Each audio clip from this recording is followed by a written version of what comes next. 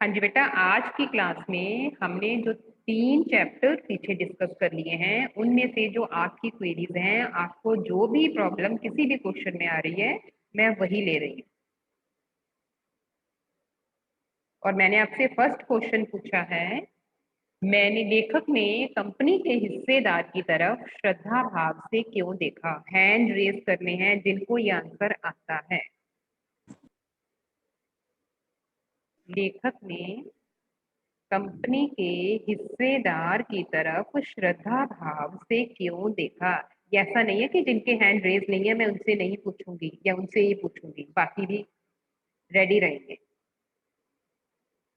Yes Harshveer, खुद बोलो बेटा, क्या लिखोगे इस आंसर में? पहले तो आपने देखो, थोड़ी सी इंट्रोडक्शन दे रही हूँ कि इस चैप्टर में, इस पार्ट में हमने क्या किया देखा था। ये पार्ट था जिसमें लेखक ने एक बस की यात्रा की और उस बस की यात्रा के दौरान उसे बहुत जल्दी पहुंचना था सुबह, और वहां उस स्टेशन से पर उतरकर उसे ट्रेन पकड़नी थी। लेकिन जिस बस में लेखक सफर कर रहा था, उस बस में लेखक को कई परेशानियों का सामना करना पड़ा, क्योंकि उसकी जो गाड़ी है वो बीच रास्ते में कई बार खराब हुई और बस की हालत बहुत ऐसी थी कि ऐसे लग रहा था कि बस इतनी पुरानी है, बहुत ही वयोवृद्ध है, बहुत ही वृद्ध हो चुकी है, बहुत बूढ़ी हो चुकी है, जिसको कष्ट देना, ऐसा लगता था कि उसको हम कष्ट ना दें, जैसे हम बूढ़े व्यक्तियों को, बुजुर्गों को कष्ट नहीं देते ना, उनसे कोई काम नहीं करवाते। तो लेखक को पहले ऐसा ही लगा कि हमें इस बस में नहीं बैठना चाहिए और इस बस को कोई कष्ट नहीं देना चाहिए। और उस बस में बैठ के लेखक को बैठने से पहले कई लोगों ने मना भी किया था कि इस बस में समझदार लोग सफर नहीं करते, क्योंकि उनको पहले से ही पता था कि इस बस में सफर करने से क्या होगा। लेकिन फिर भी लेखक बैठा और लेखक ये देखकर थोड़ा खुश भी हुआ कि ये जो बस में, इस कंपनी का हिस्सेदार जिसकी ये बस है, उसका एक हिस्सेदार भी इस बस में बैठा हुआ है। अब उस हिस्सेदार को देखकर लेखक के मन में श्रद्धा के भाव क्यों उमड़ आए? हर्षवीर, आप दीजिए बेटा इसका आंसर।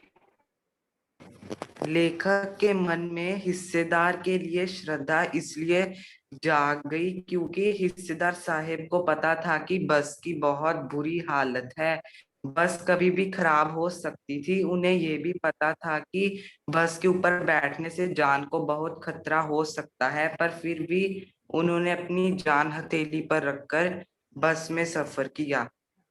उन्होंने बस में सफर किया। लेखक ने देखा कि इस कंपनी के हिस्सेदार जिसकी वो बस है, उसको तो बस के बारे में पूरा पता ही है कि बस कैसी है, लेकिन इतना कुछ जानते हुए भी कि बस के टायर घिसे हुए हैं, कभी भी बस खराब हो सकती है, वो उस बस की तो कोई दुर्घटना भी हो सकती है, तो वो जो हिस्सेदार है वो अपने प्राणों की परवाह किए बिना उस बस में बैठा है। तो उसको देखकर लेखक के मन में उसके प्रति श्रद्धा भाव उत्पन्न हो गया कि ये व्यक्ति अपनी जान की बाजी लगाकर इस बस में बैठ रहा है, सब कुछ जानते हुए भी अगर ये बैठ रहा है तो ये महान है।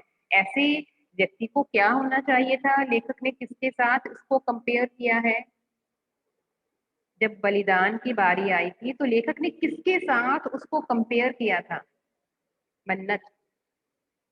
मैम, क्रांतिकारी आंदोलन के नेता। हाँ, उसको ये लगा कि इसको तो कोई क्रांतिकारी होना चाहिए, जिसको अपने देश की, जैसे हमारे देश की आजादी के लिए कई लोगों ने अपने प्राणों का उत्सर्ग कर दिया, कि ये भी अपने प्राणों की, अपनी जान को हथेली पे रख के इस बस में बैठा है, इसको अपनी जान की कोई परवाह नहीं है, क्योंकि बस तो कहीं भी खराब हो सकती है, कहीं भी इसकी दुर्घटना हो सकती है, लेकिन इसको तो एक क्रांतिकारी होना चाहिए। तो इस क्वेश्चन में हमने यही लिखना है। बस की हालत जानते हुए भी लेखक क्या हुआ है, लेखक उस बस में बैठा अपनी जान की परवाह करते हुए, उसको पता था कि बस खराब हो सकती है, अपने गंतव्य तक वो नहीं पहुंचेगा। ये देखकर लेखक के मन में कंपनी के हिस्सेदार के प्रति श्रद्धा के भाव जग उठे। सेकंड क्वेश्चन है, समझदार आदमी इस शाम वाली बस में सफर क्यों नहीं करते? समझदार आदमी, सभी ने बोलिए बेटा। समझदार आदमी इस बस में सफर गुड क्यों मॉर्निंग नहीं मैम। करते? गुड मॉर्निंग बेटा। मैम, लोगों ने लेखक को यह सलाह इसलिए दी क्योंकि वो जानते थे कि बस की हालत बहुत खराब है। और बस का कोई भरोसा नहीं था कि वह कहीं भी कभी भी रुक जाए और शाम बीतते ही रात हो जाए और कोई मैकेनिक भी उसको ठीक करने ना आए, तो उनको वहीं रात बितानी पड़ती। बिल्कुल उनके सही। अनुसार वो बस डाकिन थी। हाँ, क्योंकि लोगों ने जो समझदार आदमी थे जिनको पता था, क्योंकि वो बस तो रोज वहां से चलती थी, रोज डेली वहां से चलती थी ना, तो समझदार आदमी ने समझाया, समझदार लोगों ने ये समझाया लेखक को कि इस बस में सफर मत करो, क्योंकि ये बस कभी भी अपनी मंजिल तक समय पर नहीं पहुंचाती, और इस बस की हालत ऐसी है कि ये रास्ते में जरूर खराब होती है। उन सबको पता था, लेकिन लेखक ने क्या उनकी बात मानी थी? लेखक ने उनकी बात नहीं मानी, लेकिन फिर भी लेखक बस में गया। लोगों ने समझाया कि ये बस समय पर नहीं पहुंचाती है, डाकिन है, समय लूटती है, रात को बियाबान जंगल में से निकलती है, और इस बस की कोई भी उम्मीद नहीं है कि ये बस अपनी मंजिल तक पहुंचाए। लेखक को क्यों लगा कि सारा बस ही, जो पूरी बस है, एक इंजन की तरह है? अक्षिता शर्मा, अक्षिता, लेखक को क्यों लगा कि ये बस इंजन है?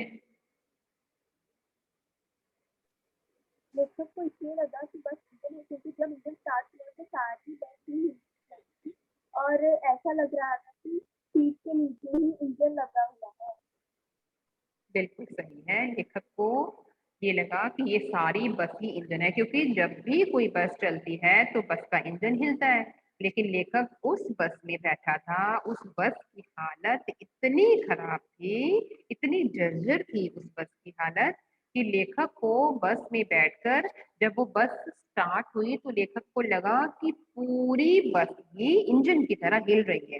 लेखक को लगा कि वो इंजन के अंदर बैठे हैं।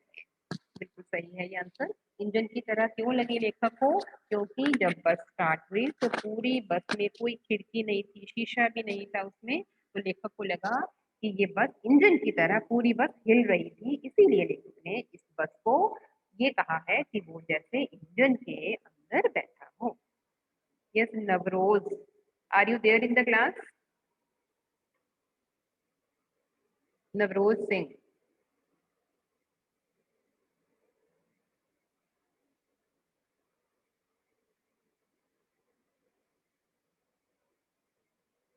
नेक्स्ट क्वेश्चन है, लेखक को क्या सुनकर हैरानी हुई? नंदिनी, नंदिनी, और बेटा जिन तो क्वेश्चंस नहीं, जिन्होंने मुझे अपनी क्वेरीज भेजी थी वो ध्यान से सुनेंगे इन आंसर्स को। नंदिनी, लेखक को क्यों लगा, क्या सुनकर हैरानी हुई थी? अरे, किस बात की हैरानी हुई थी? कि ये बस चलती भी है। कि ये बस चलती भी है। लेखक को जानवी गेरा, बेटा ये आंसर दोगे आप? लेखक को यह सुनकर हैरानी इसलिए हुई क्योंकि यह बस सदियों पुरानी थी तथा उस बस की हालत भी बहुत खराब थी। जैसे ही ड्राइवर ने बस को चालू किया तो बस चलने लगी, जिसके कारण लेखक बहुत हैरान हो गया। लेखक ने जब उस बस की हालत देखी तो वो बस बहुत ही जर्जर हालत में थी। बस के टायर घिसे हुए थे, शीशे टूटे हुए थे, और बस देखने में ऐसा लग रहा था कि ये काफी पुरानी बस थी। तो लेखक को लगा कि ये बस तो अपने आप स्टार्ट नहीं होगी, लेकिन जब कंपनी के हिस्सेदार ने कहा कि ये बस चलती है, अपने आप स्टार्ट होगी, तो ये सुनकर लेखक को बहुत हैरानी हुई, क्योंकि बस को देखकर ऐसा नहीं लगता था कि बस अपने आप स्टार्ट होगी। लेखक हर पेड़ को अपना दुश्मन क्यों समझ रहा था? परी,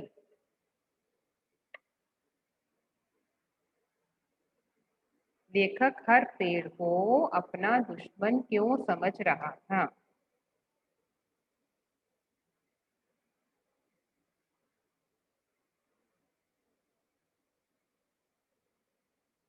तुषार, तुषार,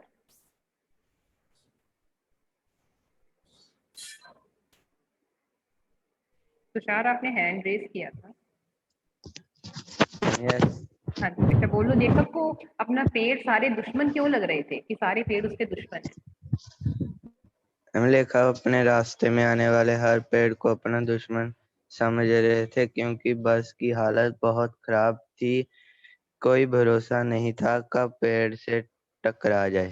हाँ, बस इस तरह से चल रही थी कि लेखक को ऐसा लग रहा था कि ये जो बस सड़क पर चल रही है, न जाने ये कब किस पेड़ से टकरा जाए और कब किसी झील में गिर जाए, क्योंकि वो बस ऐसे चल रही थी। जब ड्राइवर बस को चलाने की कोशिश कर रहा था, जब बस स्टार्ट हो गई और जब बस चली, तो लेखक को प्रकृति के दृश्य, ये थोड़ी सी अपनी इंट्रोडक्शन बनानी है इसकी यहाँ से, कि प्रकृति के दृश्य बहुत लुभावने थे, लेकिन लेखक को सभी पेड़ अपने दुश्मन लग रहे थे, क्योंकि लेखक को ऐसा लग रहा था कि न जाने कब बस किसी पेड़ से टकरा जाए। और जब एक पेड़ के आगे से बस निकल जाती, तो लेखक के मन में दोबारा डर समा जाता कि न जाने अब बस किस अगले पेड़ से टकरा जाएगी, क्योंकि बस की हालत ऐसी थी, वो ऐसे चल रही थी, ऐसे ऐसे चल रही थी कि ऐसे लग रहा था कि वो बस किसी न किसी पेड़ से टकरा जाएगी। यही क्वेश्चंस मैंने इसमें दिए थे। हाँ, एक बहुत इंपॉर्टेंट क्वेश्चन है इसमें, सविनय अवज्ञा आंदोलन, ये कई स्टूडेंट्स ने मुझसे पूछा था। सविनय अवज्ञा आंदोलन और असहयोग आंदोलन की चर्चा इस पाठ में क्यों की गई है? इस पाठ में कोई ये पाठ कोई ऐसा नहीं है जिसमें हमें लेखक कोई आजादी की लड़ाई बता रहा है, लेकिन इस पाठ में इन दो शब्दों का प्रयोग लेखक ने किस लिए किया था? किस लिए किया था ये? Only to hands. ओके, मैं बता रही हूँ इसका आंसर पहले, उसके बाद मैं आपसे दोबारा पूछूंगी यही सेम आंसर। सविनय अवज्ञा आंदोलन और असहयोग आंदोलन ये वो मूवमेंट्स थे, वो आंदोलन थे जो महात्मा गांधी ने अपने देश की आजादी के लिए शुरू किए थे। किसके खिलाफ शुरू किए थे? अंग्रेजों के खिलाफ। सविनय अवज्ञा आंदोलन में हमने ये कहा था कि हम अंग्रेजों की किसी भी बात को नहीं मानेंगे, उनकी नीतियों को उनको ओबे नहीं करेंगे। और असहयोग आंदोलन में हमने अंग्रेजों का सहयोग देने से, अंग्रेजों को कोऑपरेट करने से इनकार कर दिया था। तो लेखक ने इन दोनों आंदोलनों की चर्चा इस पाठ में की है, क्योंकि लेखक को ऐसा लग रहा था कि जब ड्राइवर उस बस को चलाने की कोशिश कर रहा था, तो बस के सारे हिस्से, बस को जितने भी बस के हिस्से थे वो स्टार्ट ही नहीं हो रहे थे, और ऐसा लग रहा था कि वो सभी ड्राइवर के साथ असहयोग कर रहे हैं। ड्राइवर चला रहा है बस, वो चल नहीं रही है। वो सभी उस असहयोग आंदोलन की तरह ही अपने बाकी पार्ट्स के साथ, बाकी हिस्सों के साथ असहयोग कर रहे हैं, उनका कहा नहीं मान रहे हैं। क्योंकि बस देखा था ना हमने कि ड्राइवर कोशिश कर रहा था लेकिन बस नहीं चल रही थी। तो यहाँ पे ये इसीलिए इन दो आंदोलनों की चर्चा इस पाठ में की गई है। यही क्वेश्चंस थे इससे पहले वाले चैप्टर में, जो हमने फर्स्ट चैप्टर किया था ध्वनि, ध्वनि चैप्टर का मूल उद्देश्य बताया। सबसे पहले कि ये चैप्टर हमने पढ़ा, ये पोयम हमने पढ़ी थी, इस पोयम को कवि ने क्यों लिखा है, इसके पीछे लिखने का उद्देश्य क्या है, ये हमने बताना है। इस कविता को लिखने का उद्देश्य, किसने लिखी है ये कविता? कवि का क्या नाम है? सूर्यकांत त्रिपाठी निराला। ये सविनय के अलावा, मन्नत के अलावा कौन मुझे बताएगा ध्वनि पाठ का उद्देश्य? अगेन ये दो ही स्टूडेंट्स को आंसर आ रहा है, बाकी हर्षवीर के अलावा और रेज करो हैंड अपने, जिसको आता है। थोड़ा सा भी एक लाइन में मुझे बताना है कि इस कविता को लिखने का उद्देश्य क्या था, क्यों लिखी गई ये कविता? क्या कविता में लेखक ने हमें, कवि ने हमें ये बताया कि बसंत ऋतु आ गई है, पत्ते खिल गए हैं, फूल खिल गए हैं, कलियां खिल गई हैं, बड़े प्यार से वो कलियों को उठा रहा है? इसके पीछे लिखने का, इस पोएम को लिखने का उद्देश्य क्या था? ओनली 3 हैंड्स पहले। ओके, हिमांशी, हिमांशी 8 ग्रीन, बोलिए बेटा। ध्वनि कविता में कवि कहता है कि प्रकृति में वसंत ऋतु का आगमन होने से भी प्राकृतिक सुंदरता नष्ट नहीं होगी। प्रकृति कहती है कि उसके जीवन में सुंदर कोमल वसंत ऋतु का अभी आगमन हुआ है। मैंने तो समरी नहीं पूछी, मैंने पूछा था कि इसका उद्देश्य क्या था, हिडन आइडिया क्या था इस पोएम को लिखने का। ठीक है, प्रकृति के बारे में हमें बताया गया है, ध्यान से सुनना है। अच्छा, कोई और बताएगा मुझे? हर्षवीर, हर्षवीर एक ही लाइन में बताना है, ज्यादा एक्सप्लेन नहीं करना, ओनली 1 लाइन। इस कविता में कवि नई पीढ़ी को उत्साहित करना चाहता है। स्टॉप मन्नत, ओनली वन लाइन। इस कविता में कवि अपनी कविताओं के द्वारा युवा वर्ग को आलस्य से दूर करना चाहता है। ठीक, बिल्कुल ठीक है। इसमें ये नहीं बताया गया कि बसंत खिली है, पत्ते खिले हैं, फूल खिले हैं। इस कविता के द्वारा कवि ये कहना चाहता है कि जिस प्रकार प्रकृति में बसंत ऋतु आती है, पत्ते खिल जाते हैं, फूल खिल जाते हैं, कलियां खुल जाती हैं, तो मनुष्य के अंदर भी, कवि ने अपना उदाहरण दिया है, लेकिन मनुष्य के अंदर भी हमेशा उत्साह बना रहना चाहिए, उमंग बनी रहनी चाहिए, मनुष्य की सोच हमेशा सकारात्मक रहनी चाहिए। अब अगर जो आज का युवा वर्ग है वो हमारे भावी भारत का निर्माण करेगा, और अगर आज का युवा वर्ग ही आलसी बन गया है तो हमारा भारत कभी भी विकास नहीं कर पाएगा।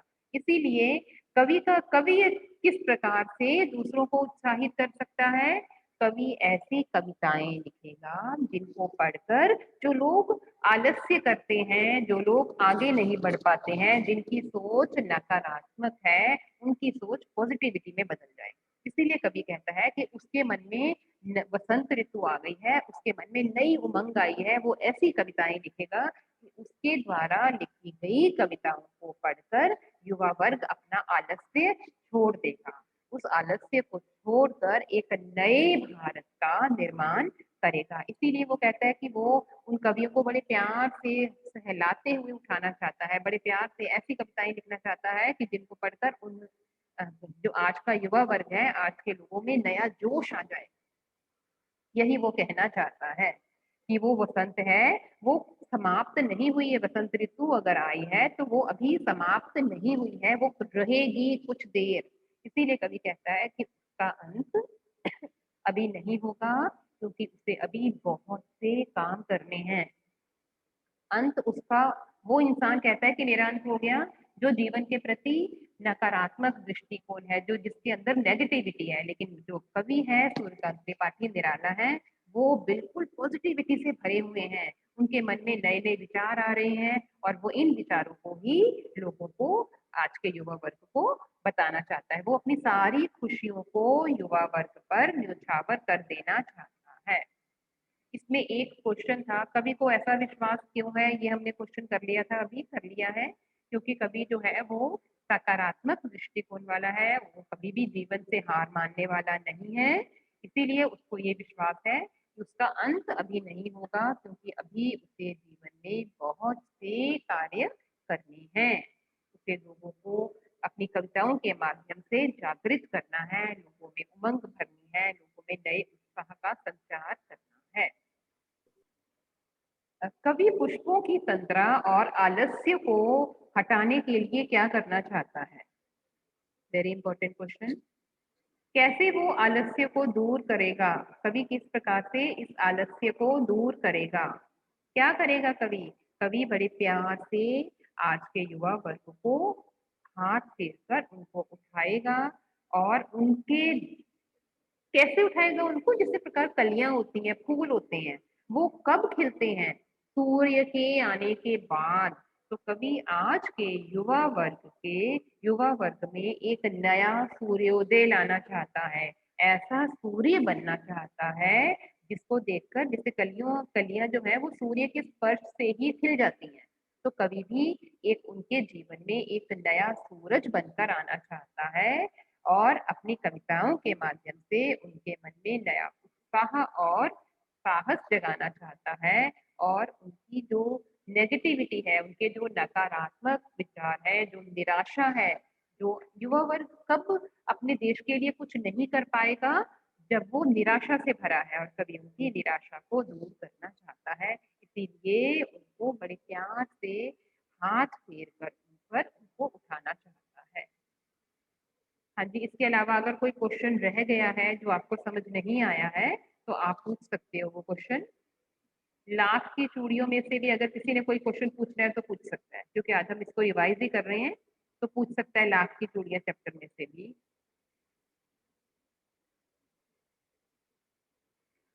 सबको आता है तीनों चैप्टर?